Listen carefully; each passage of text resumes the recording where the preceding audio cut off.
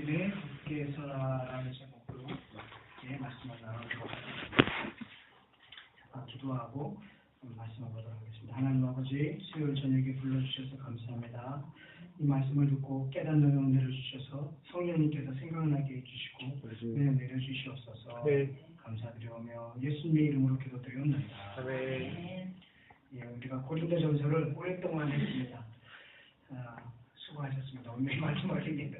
고린도전서 마지막인데 재밌죠? 이렇게 한번 쭉 살펴보니까 고린도전서가 이런 내용이었고 이런 의미가 지금의 현대 대한민국 교회에서도 정말 이런 문제들이 있을 때 고린도전서를 좀 읽으면서 해결해야 되겠다 이런 생각을 가졌을 것입니다. 과거의 사람이나 지금의 사람이나 똑같다는 거죠. 태아에 새 것이 없다고 얘기하는 것처럼. 그래서 세상 사람들은 그 이치를 깨닫고 구관이 명관이다 그렇게 얘기하잖아요. 네, 새알에 새 것이 없습니다. 그것처럼 믿음의 사람들도 알곡과 가라지가 늘 섞여 있기 때문에 거기서 나타나는 현상은 똑같거든요. 시대가 달랐을 뿐이지 사람은 똑같기 때문에. 그때 사람도 똑같이 세끼 밥을 먹고 그때 사람은 옛날 사람이라고 5끼 먹진 않았잖아요.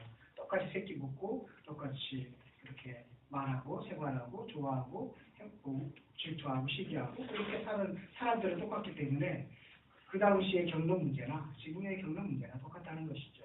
그래서 어떤 문제를 만났을 때 우리가 자꾸 성경으로 돌아가야 되는 이유는 여기에 해답이 있기 때문에 그렇습니다. 이 해답이 맞구나 하라고 생각하면 되는데 아니라고 생각해서 문제죠. 그렇죠. 세상에 돌아가는 문제들을 보면서도 성경에서 해답이 다 보이는데 우리는 자꾸만 다른 어떤 사람의 생각이나 어떤 책들이나 이런 것으로 해답을 생각하지 성경에 해답이 있구나라고 생각하지 않는다는 게 문제입니다. 그런데 가만히 되돌아보면 성경에 해답이 다 있습니다. 그래서 그 문제를 만나도 성경으로 돌아가는 이유는 성경에 해답이 있기 때문에 그렇습니다. 돌아가면서 기도할 게 있습니다. 하나님, 제가 깨닫게 해주시옵소서. 이렇게 하면서 성경을 보면 성령님께서 생각나게 해주시고 깨닫게 해주시는 것이지 우리가 몰라서 하는 게 아니거든요. 우리 늘 같은 길을 똑같이 가는데 어느 날 저것도 있었네? 이런 경우 많이 있죠. 늘 그 길을 가는데 몇십 년을 다녔는데도 그걸 발견하지 못했는데 어느 순간에 그게 딱 보이는 순간이 있단 말이죠.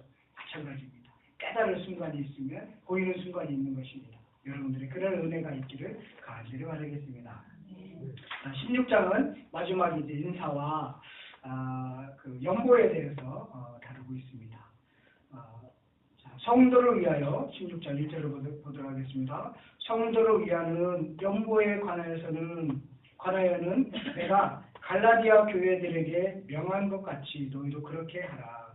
이 갈라디아 교회에게 이미 헌금을 이렇게 거두라고 이게 헌금하고요 연보하고는 좀 차이가 있습니다. 그러니까 연보는 구제금이라고 생각하시는 게 훨씬 더 좋겠습니다. 그러니까 이 연보는 어디에 쓰려고 그러냐면 지금 모아서 예루살렘 교회에 갖다 주려고 그러거든요. 그러니까 교회 헌금이 아니라 연보입니다. 따로 이렇게 모아둬라. 그래서 한꺼번에 모아서 예루살렘 교회를 갖다 줘야 되겠다. 이렇게 하면서 이 명령은 갈라디아 교회에게도 이미 얘기했고 마게도니아에도 해놨고 너희들에게도 지금 이것을 명령한다. 이렇게 말하고 있는데요. 자, 매주 첫날에 너희 각 사람이 수입에 따라 좀 모아둬라. 헌금할 건 있고 또 일부 이렇게 모아서 저축해 놔라 라는 것입니다. 자, 매주 첫날에요. 이게 주일이죠. 자, 여러분 주일날, 그러니까 일요일날 여러분들이 일요일인데 이제 월요일이면 어떻게 불러요? 그 지나가는 월요일이 돌아오면 다음 주라고 불러요? 다음 주 월요일이라고 부르죠. 보통 안 그래요? 이번 주 월요일이라고 그러네. 그러니까 여러분들이 주일날인데 수요일이 있어요. 그러면 수요일을 이번 주라고 하죠. 그 원리는 아시죠? 자, 여기 매주 첫날에 이게 주일이거든요. 주일이 첫날이에요. 그러니까 월요일 날은 둘째 날이에요. 그러니까 이 원리가 너무 멋있는 것이 첫날에 예배를 드리고 그 다음에 하는 거예요. 네. 이렇게 그러니까 저도 가끔마다 헷갈릴 때가 있거든요. 주일을 껴놓고 다음 주인가 이번 주인가 이렇게 헷갈릴 때가 있는데 그러니까 주일을 낀 모든 날은 이번 주가 된다라는 것입니다. 그래서 예배드리고 일을 하고 이게 하나님의 원리인 것입니다. 그래서 주일날 그러니까 초대교회 때도 이 주일이 부활한 주일이거든요. 그러니까 안식 후 첫날. 그러니까 끝날은 토요일이고 그리고 안식 후 첫날이 주일이거든요. 일요일이거든요. 그러니까 일요일 이 부활을 기념하는 날, 이 안식 후 첫날, 이날에 사람들이 들여서 예배를 드리는데, 자 사람들이 각 사람이 모여서 수입에 따라서 모아두고, 자 수입에 따라서 모아뒀다라는 것은 이 고린도 교인들의 직업도 생각해 볼 수 있습니다. 농사를 졌다면 매주 그렇게 모을 수는 없겠죠. 1년에 한 번씩 모아둬라 뭐 이렇게 명령을 했겠죠. 보통 장사를 했다든가 아니면 사업을 한다든가 그런 교인들이 많다는 것이죠. 그러니까 일주일 모은 수익 중에 일부를 이렇게 좀 띄어서 이렇게 모아둬라라는 것입니다. 이 연보가 나오니까 11조에 대해서도 어떤 분은 이런 질문도 합니다. 수입의 11조입니까? 아니면 전체 이익의 11조입니까? 매출의 11조입니까? 아니면 수익의 11조입니까? 그렇게 물어보시는 분들이 있습니다. 매출의 11조 하면 원금 까먹는 거예요. 그러니까 이익의 11조를 하셔야죠. 이익의 11조. 10의 1조를 드리는 이 헌금은 뭐냐면 사실은 10의 1조를 하나님께 드리면 그 생활이 더 힘들죠.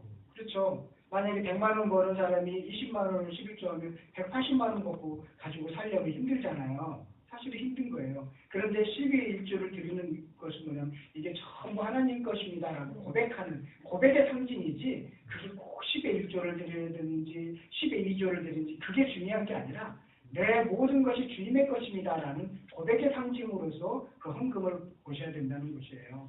네, 그렇게 하셨으면 좋겠고요. 저는 지금 남양주 성실교회 오면서 헌금 얘기를 한 번도 안 했습니다. 우리 맞죠? 네, 헌금 얘기를 제가 웬만하면 안 하려고 하는데 바울을 보니까요. 바울 헌금 얘기 엄청 했더라고요. 성도들이 모르잖아요. 네, 그래서 아니 안 해도 잘해서 그래요. 우리는 안 해도 잘해서. 아니 새로 오신 분들.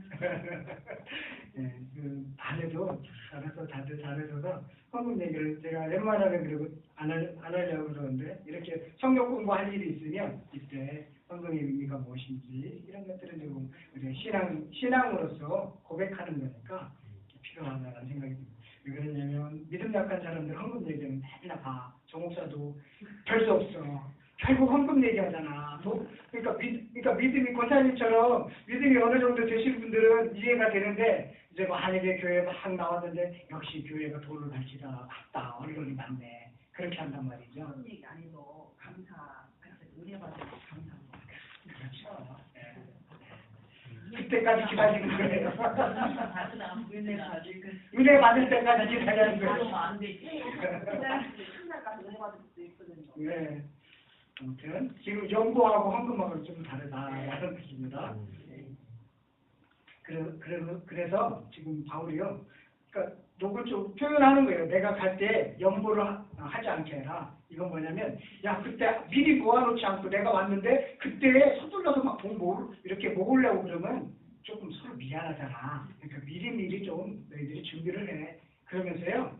살짝 비교까지 해요. 야 갈라디아 교회는 지금 잘하고 있어. 여기 보세요. 이 바울이요. 얼마나 이 글을 잘 쓰는 사람인지 몰라요. 갈라디아 교회는 이미 잘하고 있어. 근데 너희들도 내가 갈 때 그렇게 했으면 좋겠어. 라고 얘기하고 있습니다. 그리고 3절에 보면 내가 이럴 때 너희가 인정한 사람에게 편지를 주어 너희의 은혜를 예루살렘으로 가지고 가게 하리라. 여기 보면요. 거기 그러니까 헌금이 이제 모아지면 그 헌금을 가지고 갈 사람들을 너희들이 인정한 사람들을 뽑으라는 거예요. 그러니까 만약에 헌금을 내가 바울이 혼자 가져가면 야 바울 돈 받치더니 혼자 먹겠다. 뭐 이런 오해를 받을 수 있기 때문에 그 사람들 너희들 중에 인정하는 사람들을 뽑아서 그 사람들이 헌금을 가져가도록 액수가 꽤 되거든요. 그러니까 사람들이 몇 사람이 돼야 잊어버리지도 않고, 그러니까 너희들이 인정한 사람들을 뽑아서 편지를 써서 그래서 예루살렘 교회에 가져갈 수 있도록 하자, 이렇게 얘기를 하고 있습니다.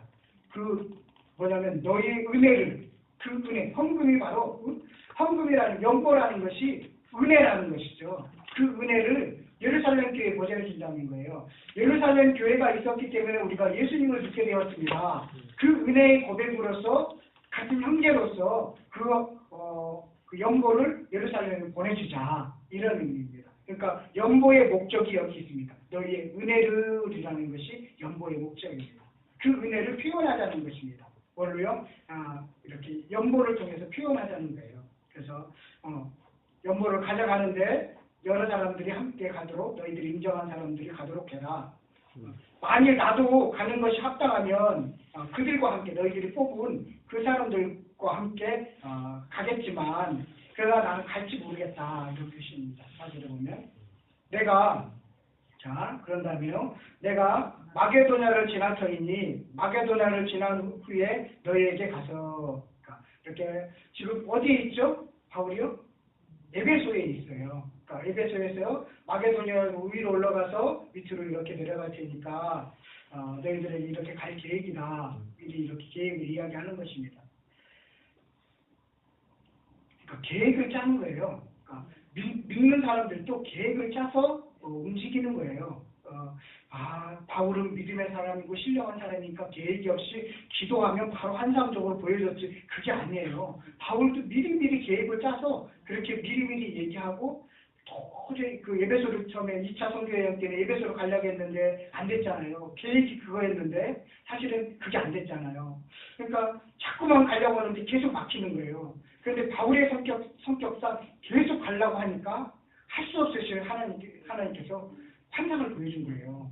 그러니까 깨닫지 못하니까, 바울의 생각으로는 도저히 깨달을 수 없을 때 그때 이제 최후의 보루로 보여주는 거예요.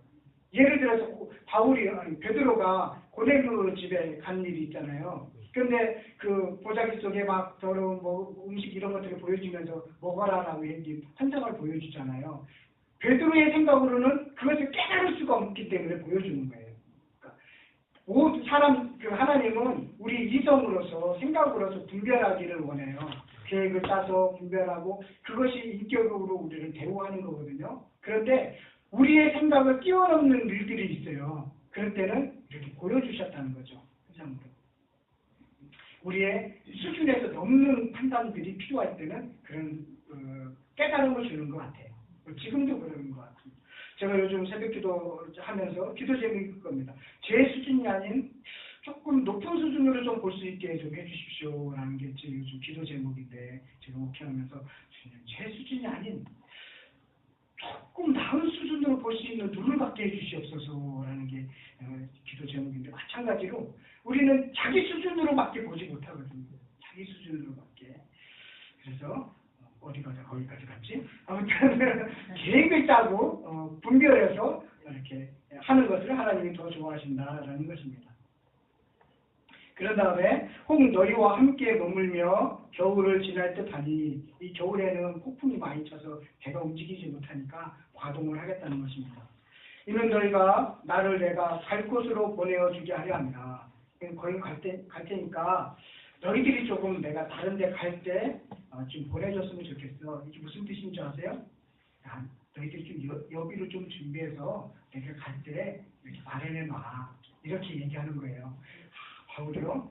바울 나 헌금 얘기 안 한 줄 알았거든요. 근데 헌금 얘기 많이 했더라고요. 바울이 신령한 사람이고 그런 사람이면 같다고만 늘 생각했는데, 이렇게 곳곳에 성경을 보니까 표현을 했더라고요. 이제는 지나가는 길에 너희 보기를 원하지 아니하노니 이는 만일 주께서 허락하시면, 우리도 이런 말을 좀 많이 사용했으면 좋겠습니다. 주께서 허락하시면 얼마 동안, 이것은 내 계획이지만 주님께서 허락하셔야만이 이 계획이 성취가 되는 거야. 나는 추진하겠지만 성령님께서 막으시면 못 갈 수도 있어, 이런 뜻이죠. 그래서 주께서 허락하시면 얼마 동안 너희와 함께 머물기를 바랍니다. 이런 경우 많이 주께서 허락하지 않는 경우도 많이 있지 않습니까? 계획을 짰는데 주께서 허락하지 않는 거예요. 몇 년 동안 계획했는데 진행했는데 안 되는 거예요. 주께서 허락하지 않아서 이렇게 그때 깨닫는 은혜가 빨리 있는 게 그 지혜로운 사람인데 주님께서 허락하지 않는가 보구나. 다른 길을 예비해 주시는구나. 그때 주님 앞에 엎드려서 기도하는 것이 지혜라는 생각이 듭니다. 내가 오순절까지 예배소에 머물려 하면 이제 오순절까지는 내가 예배소에 머물러 있을 거야. 왜 그러냐면 그 이유가 여기 있어요. 내게 광대하고 유효한 문이 열렸으나 지금 예배소에 그렇게 막 복음의 이런 문이 막 확 열려 있다는 거예요. 그러나 대적하는 자가 많습니다. 지금 부흥과 박해는 함께 있다는 것입니다. 여러분, 한국에요. 1907년에 대부흥 운동이 일어났거든요. 그때 박해가 심했습니다. 그러니까 부흥과 박해는 늘 함께 갔습니다. 그리고 제가 이제 개척한 선배들한테 이렇게 물어보면 개척한 선배를 해봤자 의정부 성실교회, 새성실교회, 성실교회 선배들인데 주로 보면 어려움이 있을 때 그러면 그걸 겪으면 꼭 부흥이 온다는 거죠. 그러니까 그 어려움과 부흥은 함께 이렇게 오더라. 이런 얘기들을 자기들의 삶의 현장 속에서 그렇게 고백하는 얘기를 들었습니다. 마찬가지입니다. 일상생활도 마찬가지입니다. 어려움이 있으면 늘 부흥이 있습니다. 지금 예배소에는 어려움이 지금 막 이렇게 많이 문이 열려 있습니다. 그렇지만 대적자가 있는 것입니다. 박해가 있는 것입니다. 박해는 결국 나쁜 게 아닌 것이죠. 그것을 이겨나가는 것이 더 큰 은혜인 것입니다. 그래서 부흥과 박해는 늘 함께 있구나. 기쁨과 환난이 늘 함께 있구나 라는 것을 여러분들이 기억하시길 바라겠습니다. 자, 그 다음에 10절 디모데가 이르거든. 자, 디모데가 이 고린도전서를 가지고 가요. 그러니까 디모데가 너희들에게 이르거든, 도착하거든. 너희는 조심하여 그로 두려움이 없이 너희 가운데 있게 하라. 그러니까 이 고린도 사람들이 지금 분파를 지어서 싸우고 아볼로를 쫓겨날 정도로 그렇게 막 했으니까 이 디모데는요 또 어리고 눈물이 많은 사람이거든요. 그러니까 분명히 가면 디모데가 두려움을 가질 정도로 행동할 것 같아요. 그러니까 미리 챙기는 거예요. 미리. 그러니까 좀 디모데를 좀 잘 챙겨줘. 이렇게 얘기하는 것입니다. 이는 그도 나와 같이 주의 일을 힘쓰는 자이기 때문에 좀 너희들이 챙겨줬으면 좋겠어. 라고 이렇게 말씀하고 있습니다. 참 멋있죠. 스승으로서 이렇게 자기가 데리고 있는 제자를 이렇게 챙겨서 이렇게 미리 그 사람의 특징을 알고 그 사람이 그렇게 그냥 보내면 당할 것 같으니까 미리 그 사람의 특징과 그 환경을 알고 미리 부탁을 드리는 것입니다. 스승으로서 제자에게 부탁을 드리는 거예요. 좀 가면 좀 잘 좀 해줘라. 그래도 나와 함께하는 사역자야 라고 그렇게 말씀하고 있습니다. 그러므로 누구든지 그를 멸시하지 말고 디모데를 멸시하지 말고 또 평안히 보내어 내게로 오게 하라. 너희들 때리지 마. 좀 잘 좀 대우해줘. 밥도 주고 먹을 것도 주고 그래서 잘 돌아올 수 있도록 이렇게 끝까지 친절을 베풀어줬으면 좋겠어. 그런 것이고 나는 그가 형제들과 함께 오기를 기다리노라.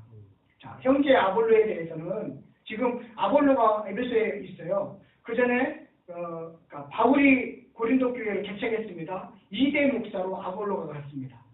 2대 목사는 어쩐지 어렵습니다, 사실은. 그리고 바울하고 아볼로는 그 목회 성향이 다릅니다. 바울은 조금 열정적이고 조금 그렇게 체험도 아주 극단적인 체험을 했잖아요. 특심도 있잖아요. 그러니까 제가 볼 때는 좀 말은 떼끼부터 했다고 그러는데 그렇지만 나가는 그 파워는 대단했을 것 같아요. 키는 작지만 거기서 뿜어나가는 그 어떤 이런 말씀 메시지는 대단했을 것 같아요. 우리 지난번에 그 개척 예배 드릴 때 조그맣게 축사하신 분 기억나시죠? 이천희 목사님이라고 조그마하신 분이 있는데 아마 그분하고 비슷하지 않을까, 약창적으로 설교하지 않았을까 그런 생각이 들기도 하는데, 그런데 아볼로는요 신학자예요. 그러니까 신학자에서 구약을 차근차근 설명해서 그가 예수 그리스도야 이렇게 설명하는 신학자적인 스타일의 설교를 했단 말이죠. 그러니까 그 고린도 교인들이 듣기에는 이미 익숙한 1대 목사님한테 너무 익숙해 있는데 2대 목사님 오니까 마음에 안 드는 거예요. 믿음도 없는 것 같고 그리고 영성도 없는 것 같고 그래서 당신은 영성도 없어. 당신은 기도해봤어? 뭐 이런 식으로 무시를 한 거예요. 아볼로는. 그러니까 아볼로가 참다 도저히 못 찾겠다 해갖고 그냥 에베소로 와버렸어요. 고린도 교회 2대 목사 포기하고 에베소로 와버린 거예요. 그래서 아볼로에 대해서는 그에게 형제들과 함께 여기 지금 온 형제들이 있거든요. 3명. 그래서 너희에게 가라고 내가 지금 많이 했는데 아주 많이 그것도 많이 권했다는 거예요. 야 아볼로야 목회라는 게 그래. 네가 참여해야지. 가서 지금 다시 해라. 그렇게 많이 권했는데요. 지금은 갈 뜻이 전혀 없다. 지금 아볼로가 갈 뜻이 전혀 없다. 기회가 있으면 가려고 그런다. 이렇게 얘기하고 있습니다. 상처를 많이 받은 것 같습니다. 네. 한국에 있는 2대 목사님들은 아볼로 보면서 위로를 받기를 바라겠습니다. 네. 자, 13절을 보면 깨어 믿음에 굳게 서서 남자답게 강건하라. 너희 모든 일을 사랑으로 행하라. 지금 고린도 교회가 가장 필요한 게 이것입니다. 모든 일을 사랑으로 행하라라는 것입니다. 여러분, 기독교의 핵심이 진짜 사랑입니다. 사랑이에요. 그런데 우리가 사랑을 이야기 많이 하지만 말을 하지만 실천하지 못하는 이유는 말만 하고 실천하지 못해서 지금 사실은 사랑이라는 걸 잘 모르는데 사랑은 말로 하는 게 아니라 실천으로 행하는 거거든요. 근데 자꾸만 사랑만 말을 해야 하는 거예요. 사랑에 관한 것들만 교회에서 말하지 진짜 사랑을 실천하지는 못하는 것 같아요. 그러니까 어려움들을 당하는 것 같습니다. 근데 그냥 사랑하는 거예요. 기독교는 하나님이 우리를 그냥 사랑했지.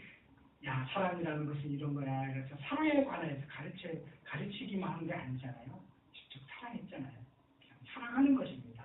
그래서 가장 필요한 것이 사랑하는 그 자체가 필요하지 않은가 그런 생각을 갖게 됩니다. 형제들아 스데바나의 집은 곧 아가야의 첫 열매요. 이 스데바나라는 분이 아가야라는 곳이 아테넨과 고린도 그 밑에 지방 아가야. 아가야는 시라고 생각하시면 되고 고린도는 뭐 이렇게 동이라고 생각하시면 돼요. 거기에 스데바나가 첫 열매였다는 거예요. 또 성도 섬기를 작정한 줄로 너희가 아는지라 내가 너희를 권하노니 이 스데바나가요 여기에 같이 왔거든요. 그래서 그 사람에 대해서 지금 얘기하는 것입니다. 이같이 사람들과 또 함께 일하며 수고하는 모든 사람에게 순종하라.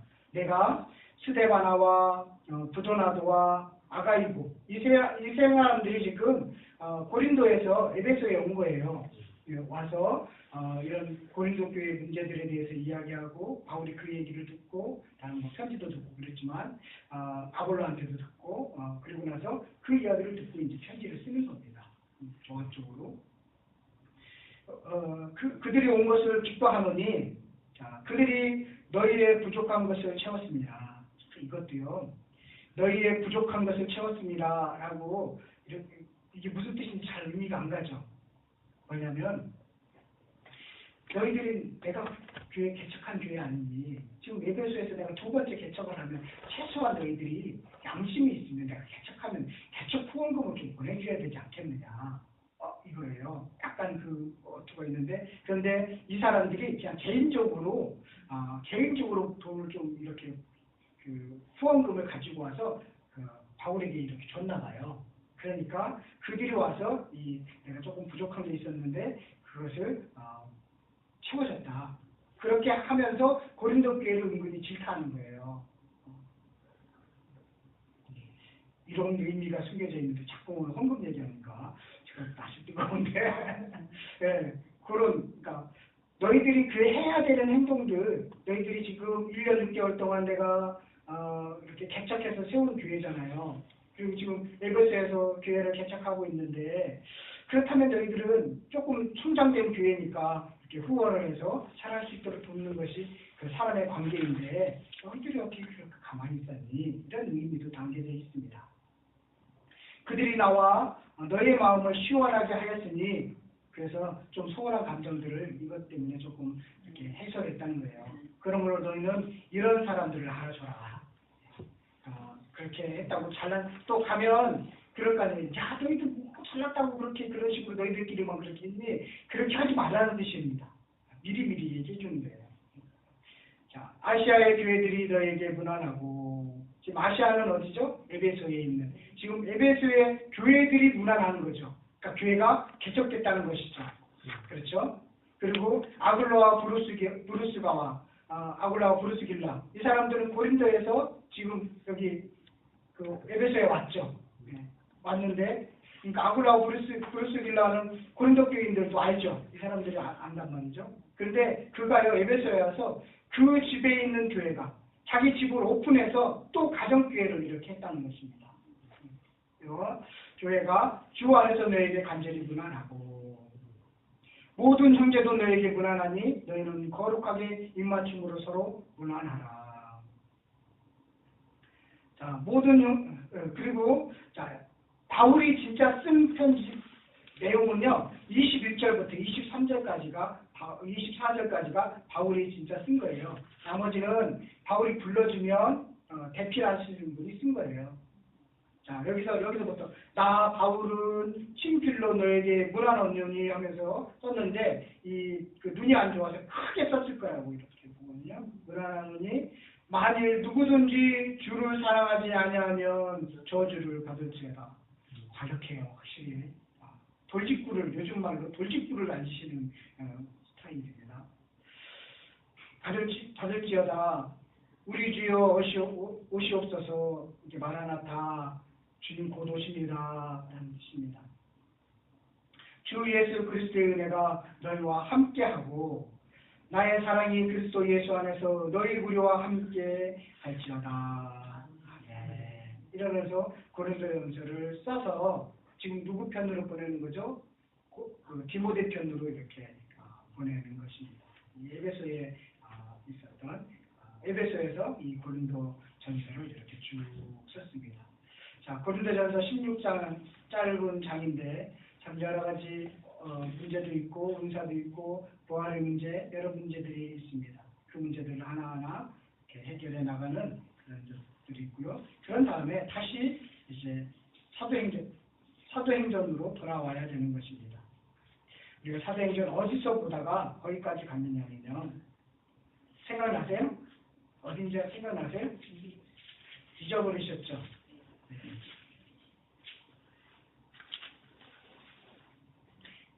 19장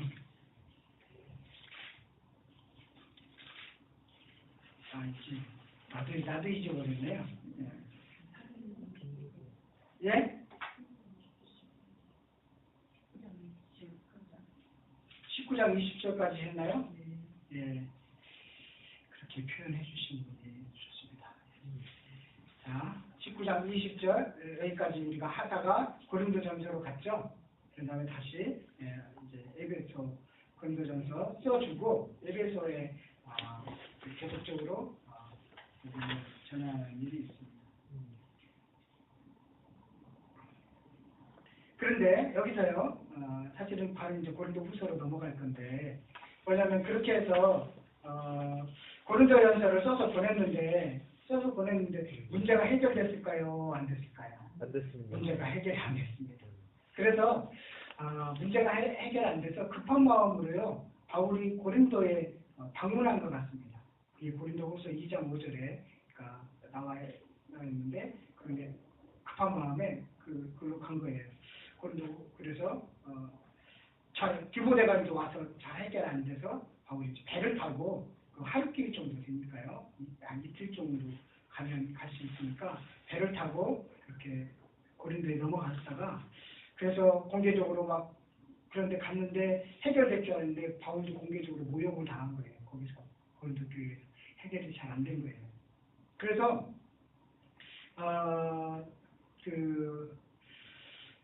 바울이요 다시 돌아왔어요. 해결하지 못하고 바울도.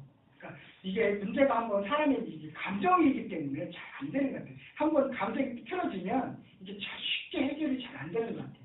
그래서 바울이 이렇게 에베소를 넘어왔어요.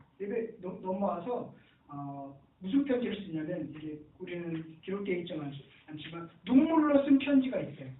눈물을 흘리면서 편지를 썼어요. 고린도 교인들을 향해서 눈물로 쓴 편지가 있었는데 그 편지를 가지고 사실은 다시 디도가 가요. 그러니까 디모데는 조금 부드러운 사람이고 눈물이 많은 사람이라면 디도는 조금 이렇게 날카로운 딱딱 끊을 거 끊고 뭐랄까 해결할 게 해결하고 그런 해결사와 같은 아주 강력한 추진력이 있는 그런 성격이 다른 분이에요. 그래서 그 편지를 가지고 디도가 고린도 교회를 다시 갔어요. 다시 가서 가면서 디도하고 약속을 한 거예요. 네가 가서 좀 해결 좀 해라.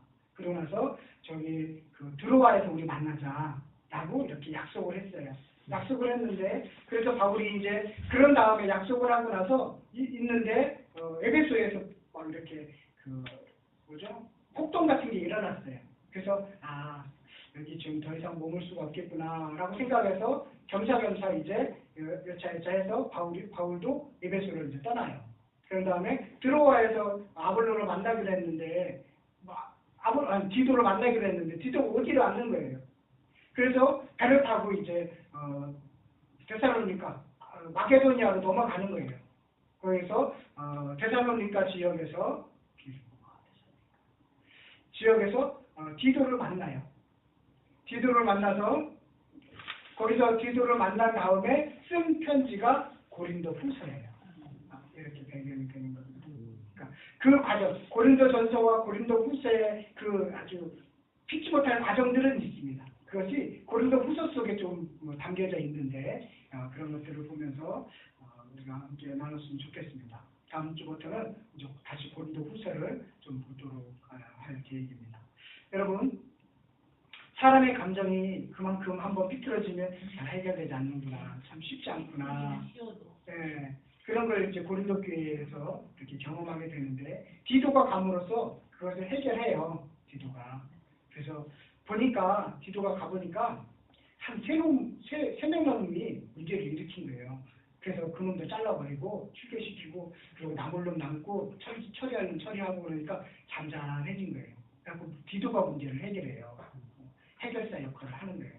그래서 그 디도가 그러니까 문제를 다 해결하니까 고린도 교인들이 디도한테 우리 좀 더 이렇게 은혜를 나누고 가십시오 해갖고 거기에 머물러 있는 바람에 드로아에서 만나기로 했던 약속을 넘겨버린 거예요.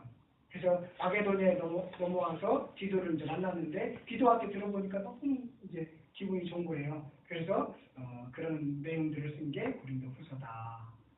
미안한 마음도 들어있고 그런 기쁜 마음도 들어있는 내용들이 이제 고린도 후서가 들어있습니다. 오늘 이제 고린도전서를 정리하면서 이 문제는 고린도 교회 문제뿐만 아니라 우리 현대 교회에도 문제 있는 거고 오늘 16장에서 보면 특히 부흥과 박해는 함께 있었구나. 그런데 박해가 없을 때는 부흥이 없는 거예요. 지금 한국 교회가 사실은 부흥을 자꾸 못한다라는 이유는 뭐냐면 박해가 없다는 거예요. 예수님께가 너무 좋아졌는데 박해가 없는데 부흥이 안 되는 거예요.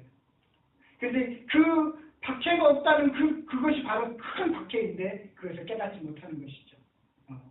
그래서 늘 부흥과 박해는 함께 있고 여러분들의 삶 속에서도 고난과 그 복은 함께 간다라는 것을 기억하시는 지혜로운 사람들이 되시기를 간절히 축원드리겠습니다. 이 시간에 함께 우리 기도했으면 좋겠습니다.